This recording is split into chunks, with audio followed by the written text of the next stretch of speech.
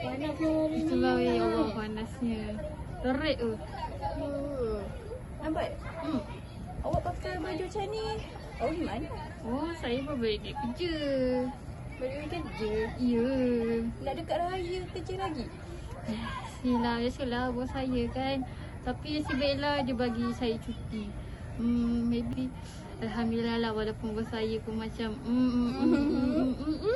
tapi dia kira-kira Bagus lah pasal awak. Cakap pasal raya. Raya tinggal seminggu. dia sini kerja. Tak balik kampung? Saya balik tapi lah nantilah maybe mungkin esok atau lusa. Tapi itulah saya ada masalah sikit ni sebenarnya. Masalah apa? Saya tak tahu nak pilih jalan mana untuk balik kampung saya. Jauh sangat ke kampung awak? Tak adalah jauh, cuma dia ada dua jalan. Cuma saya tak tahu nak guna jalan mana. Sama ada guna jalan Bandar Penawar atau Kota Tinggi. Awak rasa? Mari kita selesaikan masalah Aina Batrisya. Rumus yang kami gunakan ialah P sama dengan M tambah T. P ialah kos perjalanan, M ialah kos minyak, T ialah kos tol. Mari membuat perbandingan kos perjalanan dari Kota Tinggi ke Bandar Penawar atau Pasir Gudang ke Bandar Penawar. Kita perlulah mencari M dahulu, iaitu kos minyak, dan rumusnya ialah M sama dengan dalam kurungan jarak kilometer darab liter per kilometer bahagi 100. Tutup kurungan darab harga petrol seliter. Kita telah diberi jarak bagi Kota Tinggi ke Bandar Penawar ialah 55 km dan liter per kilometer ialah 15. Harga bagi petrol seliter pula ialah RM2.05. Jadi kita masukkan maklumat ke dalam rumus M. M sama dengan dalam kurungan 55 km darab 15 per 100. Tutup kurungan darab RM2.05. 55 darab 15 per 100, kita mendapat 8.25.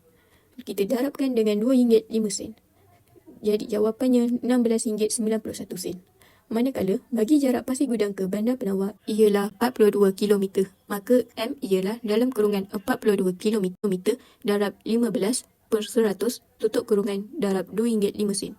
42 km darab 15 per 100 menjadi RM6.30 darabkan dengan harga bagi petrol seliter iaitu RM2.05. Jadilah RM12.92. Selepas kita mencari M, masukkan M ke dalam rumus P sama dengan M tambah T. Bagi kos tol Kota Tinggi ke Bandar Penawar ialah RM0, manakala tol Pasir Gudang ke Bandar Penawar ialah RM6. Kita terus memasukkan maklumat ke rumus yang kita gunakan. Kota Tinggi ke Bandar Penawar, P sama dengan RM RM16.91 tambah dengan harga tol iaitu RM0. Jadilah harga RM16.91 bagi perjalanan Kota Tinggi ke Bandar Penawar. Manakala Pasir Gudang ke Bandar Penawar pula, P sama dengan RM12.92 tambahkan dengan harga tol iaitu RM6. Jadilah RM18.92. Terdapat juga faktor sampingan bagi menggunakan jalan Kota Tinggi ke Bandar Penawar atau Pasir Gudang ke Bandar Penawar. Bagi jalan Kota Tinggi ke Bandar Penawar, Aina perlu menggunakan jalan yang jauh. Selain itu, ia perlu mengambil masa yang lama untuk sampai ke destinasi.